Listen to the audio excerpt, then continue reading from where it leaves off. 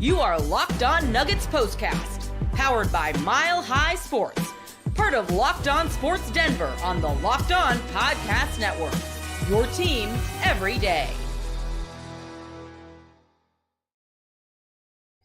What is going on, Nuggets Nation, and welcome on in to your Locked On Nuggets POSTCAST. I am your host, Aniello Piro. Hope everybody is hanging in there out there on this Friday night. Unfortunately, the Denver Nuggets losing to the New Orleans Pelicans, who entered into this game with the worst record of the Western Conference, 101-94. Your final score in today's episode of your Locked On Nuggets POSTCAST is brought to you by our friends over at FanDuel. You can start the season with a big return on FanDuel. New customers can place a $5 bet, and you'll get started with $150 in bonus bets if you win your first $5 bet. Visit FanDuel.com to get started. Again, Locked On Nuggets POSTCAST. Do me a favor, guys. Like this video and hit that subscribe button so that way you guys never, ever miss an episode of your Locked On Nuggets POSTCAST hosted by yours truly, and really appreciate you guys. And for anyone watching live, drop some comments. Let me know how you're feeling as the Denver Nuggets ultimately come up short tonight. And a little housekeeping. Let's get this out of the way. Michael Malone, not at the game tonight, not coaching the Nuggets. And Nikola Jokic, not playing tonight for personal reasons. And it seems like it's nothing serious with Jokic. I don't want to speculate too much, but I think it was Katie Wingy I saw put out the tweet earlier today that everything's fine with him and his family. So just something going on with Jokic and whatnot. Hopefully some good stuff. But, you know, it's always interesting when you see the Denver Nuggets without Nikola Jokic. And actually, I meant to look this up before. You know, Jokic tends to be an Iron Man for the Denver Nuggets. I'm going to look this up live. You know, he doesn't miss many games. You know, he has that nagging wrist injury that's been bugging him, you know, for the last handful of years, right? So maybe he'll miss a game or two with that. But looking at it here real quick, let me pull it up. Yeah, I mean, this is a guy that does not miss much time. You know, last year he played in 79 games. The year before that, 69 games, 74 games, 72 games, right? So he'll miss, you know, a handful of games here or there throughout the course of the season. But this one not due to injury, which I feel like opened up an opportunity to kind of see what Denver looks like without their leader. And of course, Nikola Jokic is already the front runner to win MVP again. This would be his fourth MVP award if he's able to pull that off. But he's leading Denver in points, rebounds, and assists. So you're missing your key guy. But again, you have three max contract players on this team. You've got Jamal Murray. You've got Michael Porter Jr. You've got a veteran Russell Westbrook who seems to be kind of finding his own. You've got Christian Brown as a starter who's been doing a great job. So this was a little bit of a gut check game against Denver without their leader in the first game of the NBA Cup, which I don't know about y'all. Let me know your thoughts. Like, I don't really get wrapped up in the NBA Cup. Maybe that's a shame on me. But I also think the fact that Jokic didn't play and Michael Malone didn't coach tonight, I think shows you that they don't really give a darn about the NBA Cup as well. So, you know, that kind of puts it into perspective. But, you know, overall, the Nuggets' struggles were apparent. And it didn't surprise me. You know, they had, 5 days off, I want to say, leading into this game tonight against New Orleans. So, you know, they were a little sloppy throughout the course of the game, not having your emotional leader, you know, I don't even know if I should say emotional leader, but just your leader in general, the straw that stirs the drink. That is what Nikola Jokic is to this team. And they just looked a little flat, you know, again, with that time off, not having your head coach, not having your best player. And I think maybe overlooking this New Orleans Pelicans team a little bit. As I mentioned in the open, the team with the worst record in the Western Conference entering into this matchup here tonight. And so it's one of those situations where how are they going to respond? And they did not respond all that well. You know, they did get the lead for New Orleans down to 1 point there midway through the fourth quarter. Big time corner three for Russell Westbrook, which you absolutely love to see. But from there, you know, New Orleans just continued to battle. Brandon Ingram was absolutely phenomenal throughout the course of this game, was just killing the Nuggets left and right, specifically in the first half. And frankly, the starters for Denver just weren't good enough, you know, in particular, Jamal Murray. You know, this is a guy in Jamal that I know, you know, some fans have been a little frustrated with him, whether it's due to the conditioning, you know, due to the lack of consistency. You know, everybody wants playoff Jamal to be present for a majority of the regular season because we know that when Jamal Murray is on point, specifically with Nikola Jokic, and they got that two-man game working, Denver is borderline unstoppable. But tonight was kind of an opportunity for Jamal, who just got that brand new contract payday. He did lead the team in minutes played tonight with 43 points to kind of shoulder the load and be that leader for the team. And I think you saw Jamal try to be a little bit more of a facilitator than he's typically accustomed to throughout the course of this game, which maybe trying to play that Jokic role, but you need scoring, and Michael Porter Jr. certainly did his part tonight.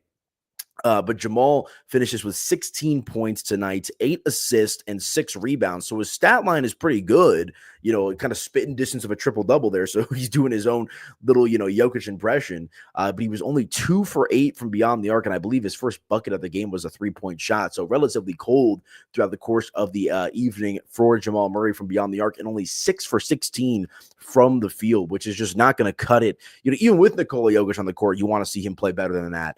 But, especially without him, that's when, it's a little bit like Swiss cheese, right? The Nuggets flaws become a little bit more apparent, and they were just unable to make this adjustment against a New Orleans team that is not only the worst team in the Western Conference, record-wise so far, but a New Orleans team that was also completely banged up. A lot of guys out for New Orleans. Brandon Ingram, kind of the one main cog for the Pelicans that was playing in this game for them here tonight. No Zion Williamson.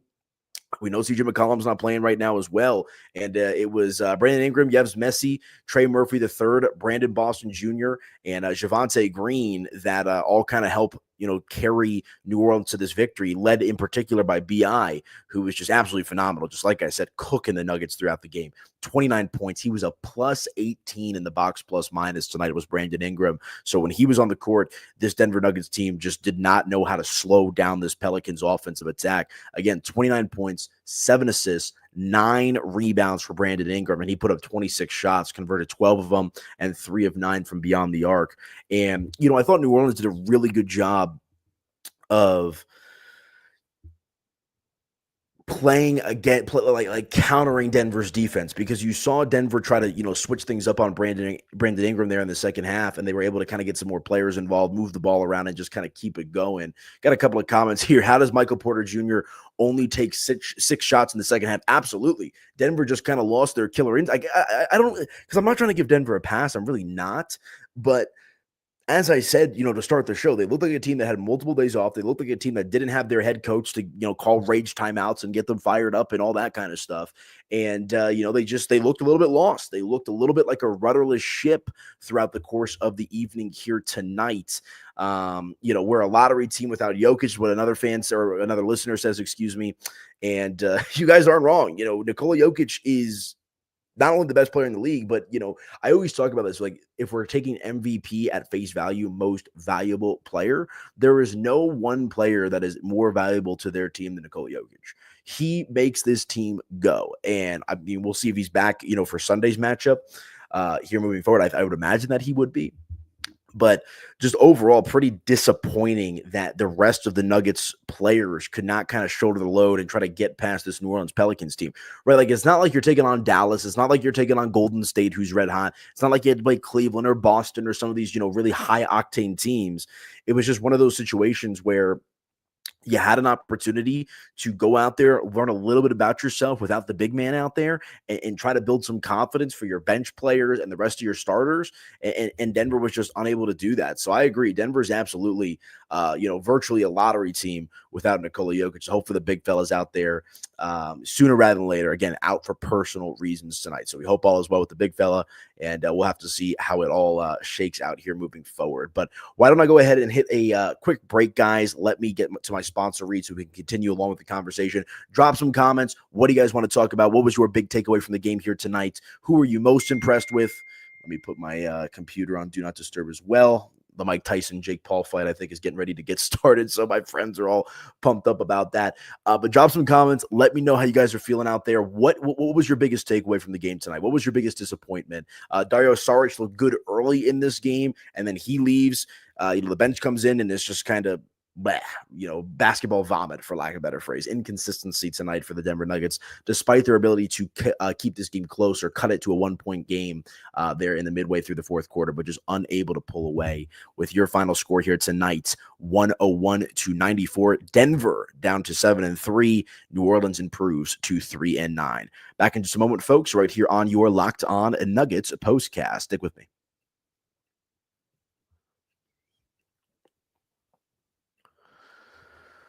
All right, you guys, let me tell you about our friends over at Robinhood, and in particular, Robinhood Gold. With Robinhood Gold, you don't need a silver spoon to eat up the financial favors of the 1%.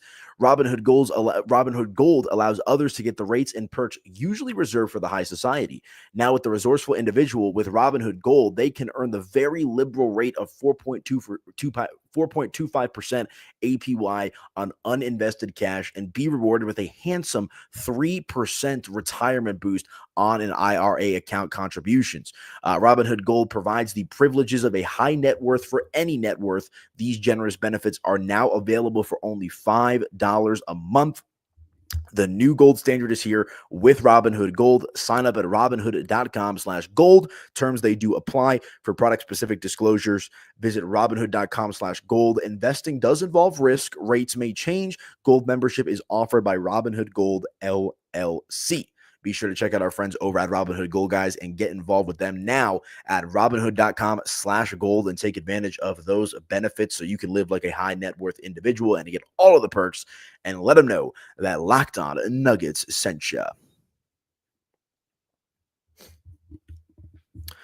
Okay, welcome on back into your Locked On Nuggets postcast. I am your host, Aniello Piro. Hope everybody is hanging in there out there as Denver suffers an unfortunate loss here tonight to the New Orleans Pelicans, 101-94, your final score. And Denver's offense just looked a little bit like a zombie walking out there. And this is a Nuggets team that has kind of managed to find their footing as this season has progressed. They were on a 5-game winning streak entering into this matchup. We know that Aaron Gordon hasn't been out there. We know that Jamal just worked his way back from a concussion, and now Joker not out there for personal reasons tonight. So the big stars, a little in and out, for the Denver Nuggets over the last handful of games here, but they've been able to figure out a way to win games, but not tonight without Big Honey as they lose 101-94. And taking a look at some of the numbers here for the starters, we already had the one comment. Why did Michael Porter Jr. only take 6 shots in the second half? I mean, he was cooking tonight in the first half. He finishes with 24 points, a +1 in the box plus minus, 3 assists, and 6 rebounds for MPJ. He was good from three-point land, 4 of 7, and 10 of 18 from the field. You'll live with that, but I don't know why Denver's offense did not play with more urgency. And again, is that not having Michael Malone there? And for those of you that didn't see it on the broadcast, Michael Malone, pretty cool thing here, stayed back here in Denver to watch his daughter play in the state championship. Or I don't know if it was the championship match or, the big volleyball tournament for high school volleyball out here in Colorado. And for anybody that, I don't know if you guys know this, so this podcast this Locked On Nuggets postcast is obviously part of the Locked On Podcast Network, but it's in partnership with Mile High Sports. And one facet of us at Mile High Sports is we also manage and run coloradopreps.com. So if you guys want some local high school sports coverage, make sure to go over to coloradopreps.com. My man Dan Mormon does a great job. He has the breakdown about Michael Malone's daughter and the games and everything that's going on at state volleyball right now at the Denver Coliseum. But Michael Malone not present for Denver tonight. And I don't mind it. I really don't. It's I don't want to say meaningless. Like I said, Denver just clearly does not value the NBA Cup or the start of it. This is their first game naturally, right? And, after a 5-day layoff, they say, Jokic is staying back for personal reasons and Malone staying back to watch his daughter. And, especially in a loss, maybe that's highlighted a little bit more that he prioritized family over work. And I know that maybe sounds like a weird thing to say, but I'm fine with it. I mean, it's one game in the beginning or in the middle of November where would you like to win every single basketball game? Absolutely. But family is the most important thing in this life. Now, would Michael Porter Jr. or would Michael Malone and would the Denver Nuggets be better off tonight? Do they win this game if Michael Malone is out there? I think that's tough to tell. I think that we know Malone holds his players' feet to the fire. I got some highlights on my TV right here. And, you definitely would have got a rage timeout or two in the first or the second half. Maybe a little bit more energy with Michael Malone being on the bench and kind of coaching these guys up. But at the same time, not that this was necessarily by design, Calvin Booth kind of gets his wish, which is extended run for the young guys tonight. And they were a bit up and down. Peyton Watson, was able to put the ball in the bucket, 18 points for P. Watts, 5 rebounds, and no assists for P. Watt, but a steal as well. Pretty cool steal in the middle of the game there in the second half. But he finishes with 29 minutes played, 1 of 5 from 3. Kind of have to live with that at this point with Peyton Watson, and 6 of 12 from the field. But again, 18 points tonight in 29 minutes played for Peyton Watson. Dario Saric, a guy who's been, relegated to the end of the bench. I don't think he's played in 4 or 5 games. Naturally, he gets the start tonight without Nikola Jokic, and he looked good early. He was actually good for the game. A plus 14 was Dario Saric in the box plus minus, 9 points, 5 assists, a steal, 7 or 8 rebounds, 7 of them defensive. He hit a 3-point shot and was 4 of 9 from the field. So I guess that's maybe the silver lining of this game is Dario Saric, was able to hold his own and be playable, because, for the first, 3 or 4 games of the season when he was, the go-to guy off the bench to sub in for Jokic, he was unplayable, like not even posting anything on the stat sheet, like maybe a bucket and a rebound, and that was it. So, an extended run tonight for Dario Saric, who finishes with 33 minutes played. He, hopefully this is a sign of him being able to, get going here a little bit and at least be positive for the Denver Nuggets, as opposed to being a non-factor, which is unfortunately what he's kind of been here in the early going of the season. Christian Braun tonight, 15 points, 5 steals, which is a pretty insane metric when you think about it that way. 4 assists and 4 rebounds. He was 0 of 2 from 3, 7 of 12 from the field. So Christian Braun continues to do a good job of converting around the rim and bringing some of that physicality. But 0 of 2 from 3. Look, he's never going to light it up from 3. But if Christian Braun isn't hitting any 3-point shots without Nikola Jokic, you just know that it's going to be an uphill battle, in particular with Michael Porter Jr. being a bit selective with his shot selection in the second half, and Jamal Murray playing more of a distributor type role in the game tonight, as opposed to, being that alpha male that they maybe needed to kind of go in, lower the shoulder, Kyrie Irving type, and, get the job done. I've got Jamal on my TV here right now. He's never a big media guy, so I'm not sure. Obviously, I'm not going to be able to hear what he's saying, but definitely going to check that out after the game, because I thought Jamal had an opportunity to kind of step up to the plate tonight and be that alpha for Denver on offense, but that unfortunately was not the case. But, we'll see. Still plenty of season left here for the Denver Nuggets. I'm not hitting the panic button or anything like that after an unconventional loss for them tonight without their best player, without their head coach. So we'll have to see how it all kind of plays out here moving forward. But let me hit my final break, guys. When we come back, we'll get ready to put a bow on the show. A couple of closing thoughts here on the bench. Russell Westbrook with extended run tonight. Julian Strawther with 20 minutes of run tonight, and a couple of gray spots. Not too good from the bench outside of that, even though Westbrook and Strawther weren't exactly lighting it up, in my opinion. But Russ did hit a 3. So that's always a cause for, a smile when Russell Westbrook's able to hit a 3-point shot. So we'll hit a final break, come back, put a bow on the show, some closing thoughts here on the bench, and take a look at the Nuggets schedule moving forward when we come back right here on your Locked On Nuggets postcast. Stick with me, folks.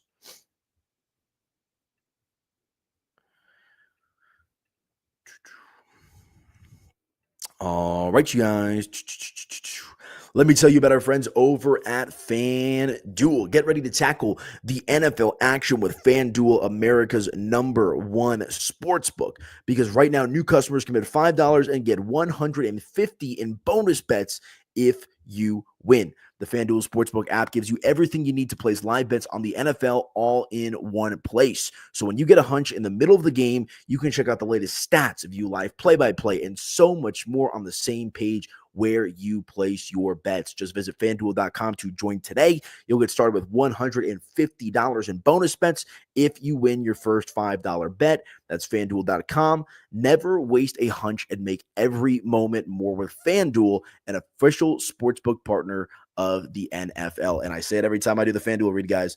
I'm an active FanDuel user. It is my personal favorite sports book. I've used a handful here in Colorado, and I always find myself going back to FanDuel. Nuggets lose tonight. They were the favorite for this game. So if you bet the Nuggets, on to the next. We'll see if they can bounce back. But I actually like the Broncos this weekend as well. So for any Bronco fans that are listening to the show, I laid -2.5 with them with the Atlanta Falcons this weekend. Justin Simmons coming back to town should be a good one. The Colorado Buffaloes, playing at 10 a.m. tomorrow. And I saw that I think Utah's on like their 5th string quarterback because Zach Wilson's brother, who was in line to get the start, I think I saw something online that he's sick, so he's not going to be able to play tomorrow. So we'll see if the Buffs and the Broncos can make it a good football weekend for us here. And make sure to get your action down with our friends over at FanDuel, guys, for all your Nuggets, Broncos, Buffs, Avalanche, all that good stuff. Make sure to check out our friends over at FanDuel@FanDuel.com and let them know that Locked On Nuggets sent you. Welcome on back into your Locked On Nuggets postcast. I am your host, Aniello Piro. Hope everybody is doing well out there, despite the Denver Nuggets loss tonight to the New Orleans Pelicans, 101-94. Do me a favor, if you're watching on YouTube, guys, make sure to smash that like button and hit that subscribe button as well. And for anybody that's listening on the Locked On Nuggets audio feed, you can check me out after just about each and every Denver Nuggets game on the Locked On Sports Denver YouTube channel. Just punch it on in, subscribe, and you can watch me do my thing. I get interactive with the comment section as well. So if you want to get anything off your chest, or if you want to pump your chest up after a big win, make sure to join me in the comment section on the Locked On Sports Denver YouTube channel. You guys can also follow me on social media at Media by AP. But as we kind of talked about, the starters, Michael Porter Jr. pretty passive there in the second half. Jamal Murray a little passive as well, but the bench just was not it tonight. 12 points combined for the Denver Nuggets bench. Julian Strawther has 5 points in 20 minutes of run. He was a -11. He had a turnover, 3 rebounds, 1 of 4 from 3, 1 of 6 from the field. That's just not going to cut it for Straw. Russell Westbrook, only 5 points as well. He was a -1, had a turnover, did have 7 assists. So that's a positive, including, he hit that big corner 3, like I talked about, which did cut it down to 1, the deficit down to 1 for Denver, but just unable to rally beyond that point. So they led the bench in regards to minutes played tonight. Strawther with 20, Westbrook with 22. Vlatko, I believe that's his season debut, unless he played against Utah, but I don't think he did. He got 8 minutes of run. So, kind of not really much to take away outside of Vlatko is easing his way back into playing in the regular season here. He had 2 points, a couple of rebounds. That's it for Vlatko. Zeke Naji was awful tonight, and he only played for 6 minutes, but he got yanked out of that game without Nikola Jokic, where you can use some extra minutes for a big or, a forward. He gets yanked after 6 minutes of playing time, -15 for Zeke Naji, the 3rd or the 4th highest, well, probably now with AG. He's a top 5 highest paid player on the roster. And -15, did not score, did not generate an assist, did not grab a rebound, 0 of 2 from the field, 0 of 1 for 3. The only stat that Zeke Naji put on the stat sheet tonight was 1 lone steal. So, look, we know where the Nuggets are kind of at with Zeke Naji. We know that, he's been the definition of hit or miss. Not that even when he hits, it's, a completely positive, but he's been better and serviceable in some games versus others, like tonight, where he was just a complete net negative at -15, the worst plus minus on the team here tonight. And it's crazy. I mean, you look at the discrepancy between Zeke Naji and Dario Saric, 2 players that have struggled in their own right throughout the course of the season. Saric was a +14 in the opportunities tonight, while Zeke Naji was a -15. So they're going to have to clean that up. But like I said, the story of the game was Brandon Ingram for New Orleans as well. I mean, 29 points for BI, +18, 7 steals, 9 rebounds. I mean, he was balling out. And Ingram has got to be one of the hardest guys in the NBA to guard one-on-one. And, this is a guy that obviously got drafted by the Lakers, bounced around, down to New Orleans. And he's, while the Pelicans haven't been good, Brandon Ingram himself has always been a phenomenal player, very shifty around the basket and, able to, generate and score points off of tough contested shots. But I think the biggest disappointment of tonight's game is, like I said, yes, you don't have Nikola Jokic. Yes, you don't have Michael Malone out there. Yes, you don't have Aaron Gordon out there either. But New Orleans is a bottom-dwelling team in the Western Conference without Zion Williamson and a couple other key players. A lot of injuries for the Pelicans in this game here tonight. And Denver, with some championship experience, with 2 max contract players playing on the court tonight, and a veteran Russell Westbrook who's won some big games in his career, despite of where he's at now, unable to, really, I mean, they don't lose by double digits, but that's a bad loss for Denver. it's a bad loss. They get outscored in the first quarter, 32-22. Then they bounce back and rally in the second quarter. They win that 32-27, and then low scoring for both teams in the third. Only 18 points to Denver, with New Orleans having 19. And then, a pretty close contested fourth quarter there. Denver with 22 points to New Orleans 23. But again, this is a Pelicans team that really doesn't have an identity right now with so many players out. And Denver just, the other story of the game here tonight is the three-point discrepancy. Denver only 27% from beyond the arc tonight, 10 of 37. New Orleans wasn't much better. They were 31.5% from three, 11 for 35. But 27% is just not going to get you anywhere. Both teams shot an identical. They both were 37 for 87 from the field. So just under 43% for both of these teams from the field. But outside of that, Denver also got pummeled without Jokic in the rebound department. New Orleans had 56 rebounds to Denver's 38 in this game tonight. And so, kind of wipe the slate clean, right? It's an outlier because of not having Joker out there, but pretty disappointing to see Denver's inability to kind of rally to beat a subpar team tonight, despite not having Nikola Jokic. New Orleans turned the ball over 15 times tonight. Denver scored 12 points off those 15 turnovers. They beat New Orleans in the fast break points. They had more points in the paint to Denver as well. And, they had a 7-point lead at one point in this game too, and just unable to build some positive consistency throughout the course of the evening. So we'll see where Denver goes from here, but 101-94, your final score here tonight for the Denver Nuggets. Up next, let's take a look here. They'll have 2 consecutive games on the road at the Memphis Grizzlies with a day off in between. So this Sunday at 4 p.m. in Memphis, then they'll have an off day on Monday, and they'll play Memphis again on Tuesday. So an opportunity against a familiar opponent here, at least in consecutive games, for Denver to try to get back on track, even though Memphis has been one of the more surprising teams so far throughout the course of the season in the, not just the Western Conference, but in the NBA in general. So they're playing good basketball right now as Memphis. But Denver's 5-game win streak snapped. They had beat the Jazz, they had beat the Raptors, the Thunder, the Heat, the Mavericks, and after about 5 days off, Denver loses tonight to the New Orleans Pelicans 101-94. Wah, wah, wah, wah. One more comment here before we get out of here. This is from Hurricane Teabag. He says, I hope someone leaves a flaming bag. Oh, I can't. Ooh, that's a bad word. I should not have. My bad. Someone was not happy with Calvin Booth. And, it's growing pains. It is kind of what it is with the Denver Nuggets at this point and the roster that they've constructed. And, we'll just have to see how they kind of bounce back here moving forward. But I think whichever way you slice it, tonight's a disappointing game for the Denver Nuggets as they fall to 7-4 on the season. Should have been able to win this one. The fact that they didn't and looked as discombobulated as they did is a little frustrating. But again, no Joker, no Michael Malone.